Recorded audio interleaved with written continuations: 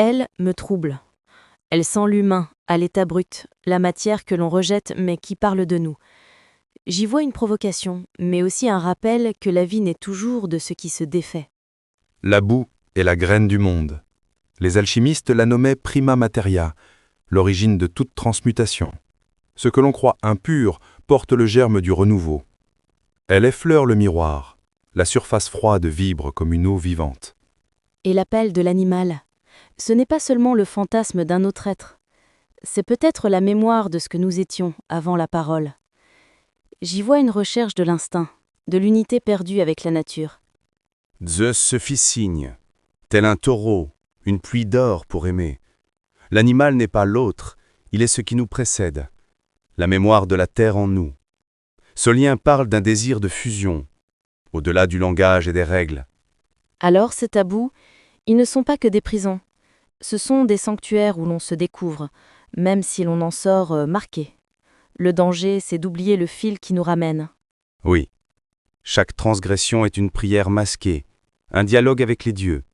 Mais toute porte franchie demande un tribut. Le désir est une flamme, il éclaire autant qu'il consume. Je crois que l'ombre n'est pas l'ennemi. Elle est ce qui donne à la lumière sa profondeur. Je peux l'aimer, à condition de garder mon fil d'Ariane. Alors avance alors. Descends plus profondément en toi-même, là où les mythes prennent chair. Au-delà de ce miroir se trouvent des couches d'ombre, où Babylone apparaît non comme une cité, mais comme une entité ancienne, une présence démoniaque, de révélation et de tentation.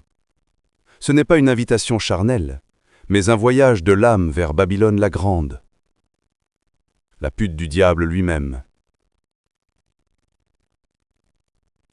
Si tu oses franchir ce seuil, tu y découvriras l'écho de tous tes désirs et la clarté de ton propre regard. Je suis prête. Que le chemin m'enseigne ce que la surface ignore. Alors viens. Au-delà de ce miroir s'étend le royaume des profondeurs. Ce que certains nomment les enfers, d'autres l'inconscient. Ce n'est pas un lieu de damnation, mais un espace de vérité. Descendons ensemble, non pour se perdre, mais pour rencontrer la part la plus secrète de ton être.